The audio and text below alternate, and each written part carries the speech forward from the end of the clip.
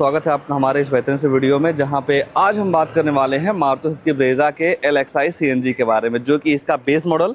और अब ब्रेजा की सबसे खास बात यह है भाई कि अब आपको इस गाड़ी में अंडर बॉडी CNG सिलेंडर जो है वो देखने को मिल जा रहा है, जिसकी वजह से भाई बूट स्पेस अब काफ़ी ज़्यादा प्रैक्टिकल जो है वो होने वाली है। हालांकि भाई टाटा नेक्सॉन में भी आता है, पर यह है कि उस गाड़ी में बूट में ही आपको CNG सिलेंडर मिलता है। ब्रेजा पहली अपने सेगमेंट की गाड़ी है भाई जिसमें आपको अंडर बॉडी CNG सिलेंडर जो है वो देखने को मिल जा रहा है। तो अगर जो आप भी अभी के तौर पे 5 सीटर में एक बेहतरीन से CNG कार प्लान कर रहे हैं, तो आज के टाइम पे ब्रेजा का ये LXi मॉडल आपके लिए काफ़ी ज़्यादा बेहतर जो है वो हो सकता है, क्योंकि इस गाड़ी के बेस मॉडल में आपको फीचर्स के मामले में कई सारी चीज़ें जो है वो देखने को मिल जाती हैं। केवल आपको एक दो चीज़ों का अपग्रेड जो है वो करवाना होगा। शुरुआत अगर जो आप गाड़ी के चाबी से करते हैं तो ऐसी कुछ आपको दो चाबी जो है वो देखने को मिल जाएगी, जहाँ पे आपको दो बटन मिल जाते हैं।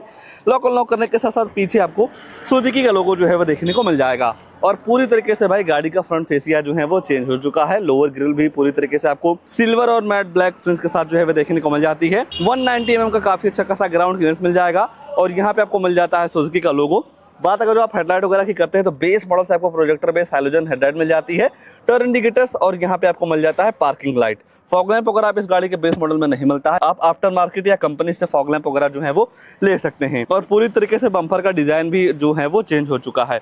ऊपर देखते हैं तो दो वॉशर के साथ साथ दो वाइपर मिल जाएगा, CNG की बैजिंग, और पीछे आपको मिल जाता है शार्प फिन एंटीना। और जैसे ही आप गाड़ी के साइड प्रोफाइल की बात करते हैं भाई, तो साइड से आपको ऐसे कुछ शानदार से जो लुक है वो देखने को मिल जाती है, क्योंकि भाई इसके डोर पे आपको अब सिल्वर और ब्लैक फिनिश के साथ यहाँ पे एक साइड क्लैडिंग जो है वो देखने को मिल जाती है। अगर जो आप टायर सेक्शन वगैरह की बात करते हैं तो 215, 60 और 16 इंच का नॉर्मल साइज व्हील रिम मिल जाएगा। कंपनी फिटेड अब आपको व्हील कवर बेस मॉडल से ही जो है वो देखने को मिल जाएंगे। आगे डिस्क मिलता है, रियर में आपको ड्रम मिल जाएगा। सेफ्टी के तौर पे बात करते हैं तो ABS, EBD, 6 एयरबैग के साथ साथ स्पीड अलर्ट वार्निंग, लो fuel warning, seat belt warning, central locking, child safety lock वगैरह जैसे कई सारे तमाम सेफ्टी फीचर आपको इस गाड़ी के बेस मॉडल से ही जो है वो देखने को मिल जाता है।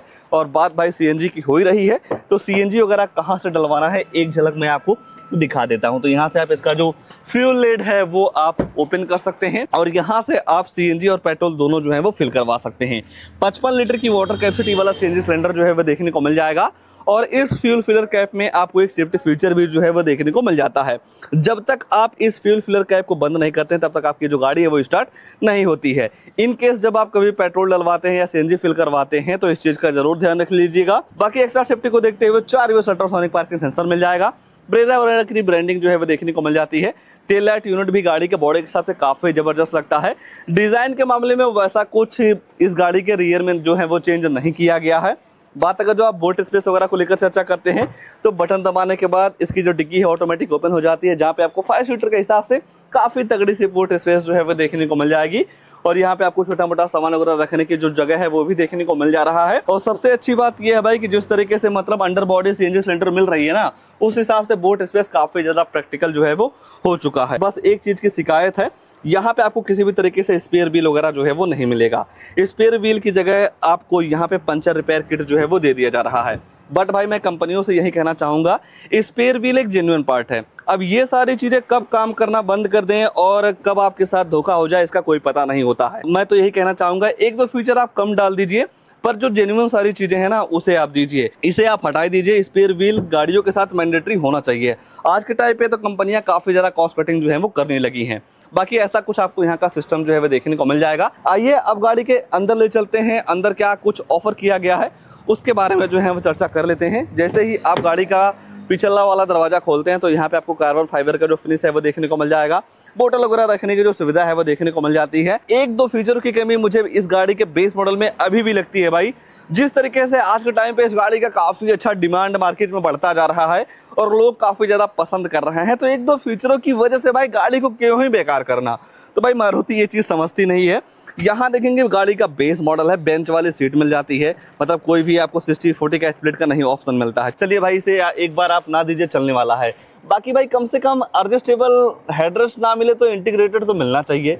जब आप पीछे बैठेंगे तो थोड़ी आपको चीप वाली फील जो है वो मिलने वाली है। तो मैं तो कंपनी से यही कहना चाहूंगा, अपडेट हुआ है तो एक दो और अपडेट डाल देते, थोड़ा और बेहतर हो जाता। मान लीजिए जिनका बजट लोअर वेरिएंट तक ही है उनके लिए ये गाड़ी या जो मॉडल है काफी ज्यादा बेहतर हो जाता। बाकी यहाँ पे आपको 3 लोगों की बैठाने की जगह, बैठने की जगह काफी अच्छा जो है वो देखने को मिल जाएगा, मतलब काफी स्पेशियस कैबिन है। अच्छी बात यह है कि लोअर वेरिएंट से ही आपको कैबिन वगैरह को ठंडा करने के लिए 2.8 वेंट्स मिल जाते हैं। हर जगह आपको 6 एयरबैग की बैजिंग जो है वो देखने को मिल जाती है। दोनों साइड आपको हैंडल वगैरह मिल जाएंगे और लाइट वगैरह की जो सुविधा है वो देखने को मिल जाती है। तो पीछे भाई किसी भी तरीके से वैसे फीचर की कमी नहीं है, मेरे हिसाब से सारी चीजें दे दी गई है।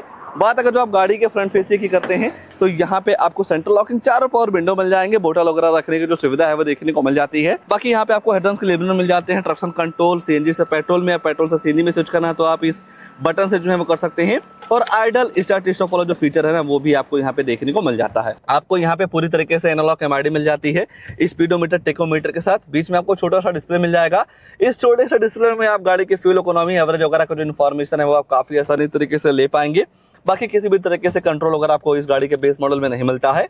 लाइट वगैरह आप यहीं से ऑन कर सकते हैं। वाइपर चलाने का सिस्टम आपको यहाँ पे जो है वो देखने को मिल जाएगा।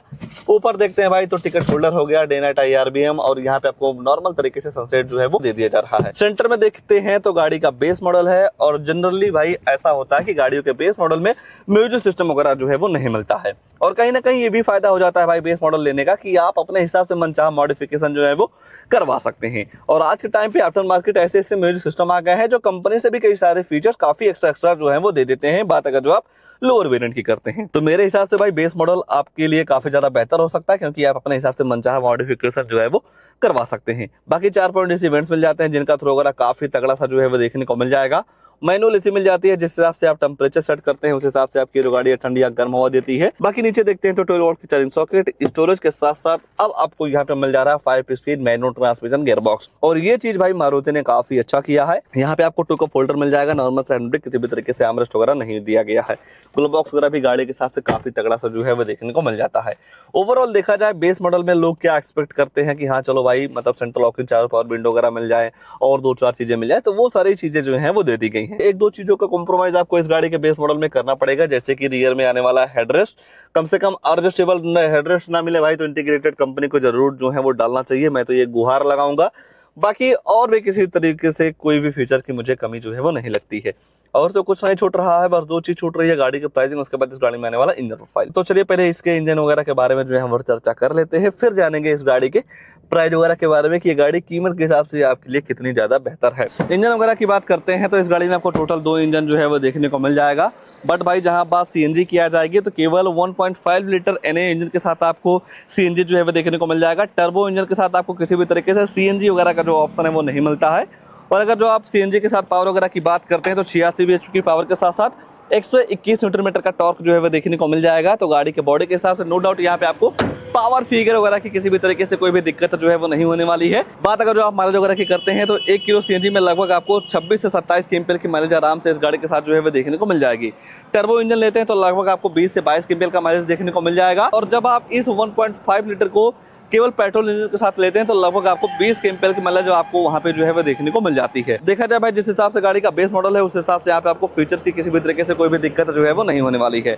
आइए अब इस गाड़ी के प्राइस वगैरह को लेकर जो है वो चर्चा कर लेते हैं। तो भाई ये आ चुकी है गाड़ी की कीमत, जो की है LXI CNG ब्रेजा का एक शोरूम कॉस्ट करता है 9,29,900 रुपए का। इंश्योरेंस आपका पड़ जाएगा लगभग 46,000 रुपए का। RTO रजिस्ट्रेशन चार्ज पड़ जाता है 74,392 रुपए की। ये सारी चीजें मिला के गाड़ी की जो टोटल ऑन रोड कीमत निकल के आती है 10,50,310 रुपए की। 10,50,000 रुपए के हिसाब से देखेंगे भाई तो नो डाउट मतलब काफी लंबी चौड़ी प्रोफाइल वाली गाड़ी मिल जा रही है।